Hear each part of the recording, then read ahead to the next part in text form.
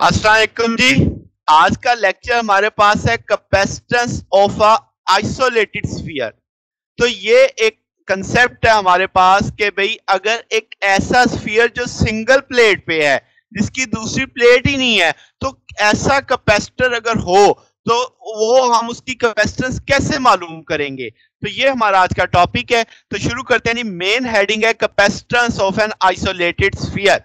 ठीक है जनाब। तो हमें कैपेसिटेंस मालूम करनी है एक आइसोलेटेड कंडक्टर जिसका रेडियस आप कैपिटल आर मान लो, और इसका अंदर कैपेसिटर की दूसरी प्लेट अब मिसिंग है। तो इसका मतलब हम ये मानेंगे कि वो इनफाइनाइट पे पड़ी है, यानी उससे काफी दूर। ठीक होगी जनाब कि आपने दूसरी प्लेट को, अब क्योंकि फील्ड लाइंस ने जाना है कहीं तो उसने टर्मिनेट करना है, तो हम मानेंगे कि वही वो इनफाइनाइट डिस्टेंस पे दूसरी प्लेट कंडक्टिंग स्फीयर आपका एग्जिस्ट कर रहा है। ठीक है जनाब। तो अब ये बात जैसे मैंने की कि पॉजिटिव चार्ज है आपके पास, अब कंडक्टर उसकी लाइंस जो निकल रही हैं हम कहीं तो एंड उसका मानेंगे। तो आपके पास जो वॉल ऑफ द रूम है, इस कंडक्टर, ऐसा जो कंडक्टर कहीं पे पड़ा होगा उसके गिर्द जो भी चार दीवारी होगी, उसकी जो दीवारें होंगी वो मेरे लिए एक तरह से सेकंड कंडक्टर का काम करेंगी, और उसका समय वो इनफाइनाइट डिस्टेंस पे हो जाएगा। जाहिर सी बात है फील्ड इतनी दूर तक तो नहीं जाती, तो आपके पास ये सर्व करेंगे, हम इसे मानेंगे कि भाई वो दीवारें एक तरह से मेरे लिए सेकंड स्फीयर का काम करेंगी। ठीक है जनाब। अब पहला स्टेप हमने चार्ज असाइन कर दिए, हमें अब अगली चीज इलेक्ट्रिक फील्ड चाहिए।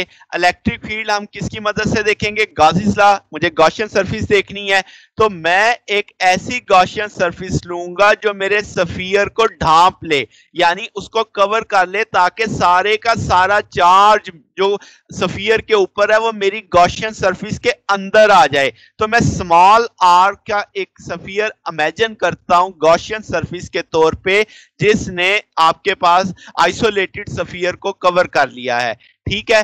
तो अब जो टोटल चार्ज स्फीयर का है, हमने पढ़ा हुआ है शेल थ्योरम के अंदर, वो बिहेव करेगा किस तौर पे कि वो कंसंट्रेटेड है at the centre of sphere, that is the shell theorem. तो आपके पास वो एक्ट करेगा लाइक अ पॉइंट चार्ज। तो उसकी फील्ड तो हमें पता है कि भाई वो किसके बराबर होती है, 1/4 pi epsilon not Q over R square. तो हम इसे इक्वेशन नंबर 1 कह देंगे।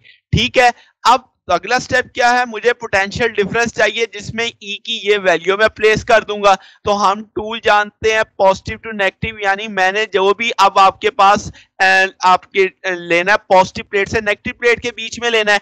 तो आपके पास पॉजिटिव से नेगेटिव का मतलब आप R रेडियस से इनफाइनाइट तक जा रहे हैं, क्योंकि जो आइसोलेटेड स्फीयर मैंने लिया उसका रेडियस कैपिटल R था, यानी कैपिटल R से इनफाइनाइट के बीच में कितना पोटेंशियल डिफरेंस होने वाला है। तो E डॉट डी आर आ जाएगा, यहाँ पे E की वैल्यू प्लेस कर देंगे, d r over r square आ जाएगा। इसको आप इंटीग्रल करोगे तो -1 ओवर आर, इस पे आप कंडीशन लगाओगे लिमिटिंग, तो 1 ओवर इंफिनिटी -1 ओवर आर।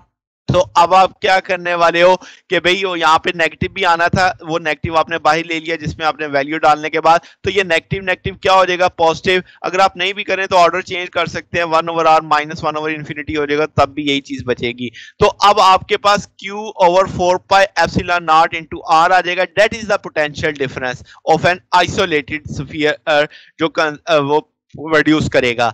अब आपके पास जनाब कैपेसिटेंस निकालनी है, तो C is equal to Q over V। V की वैल्यू हम मालूम कर चुके हैं, वो इस जगह पे प्लेस कर देंगे। Q से कैंसिल हो जाएगा, 4 पाई एप्सिलॉन नॉट R ऊपर चल जाएगा। तो अब ये कैपेसिटेंस आ गई आइसोलेटेड स्फीयर की। तो जनाब अगर आप एक आइसोलेटेड स्फीयर का कैपेसिटर इमेजिन करते हो, तो उसकी कैपेसिटेंस आप इस फार्मूले से निकालोगे, 4 pi epsilon not into R के। R is the radii of the isolated sphere. तो जनाब ये छोटा सा टॉपिक था, कंसेप्ट है हमारे पास। तो अब अगर आप इसमें कोई आपको चीज कंफ्यूज करे, कोई डाउट हो, तो आप नीचे कमेंट्स में पूछ सकते हैं। वीडियो अच्छी लगे तो वीडियो को लाइक कीजिएगा, दोस्तों के साथ शेयर कीजिएगा, और चैनल को भी सब्सक्राइब कर दीजिएगा। अब तक के लिए इतना ही, बकिया इंशाल्लाह फिर नेक्स्ट देखेंगे। ओके, अल्लाह हाफिज।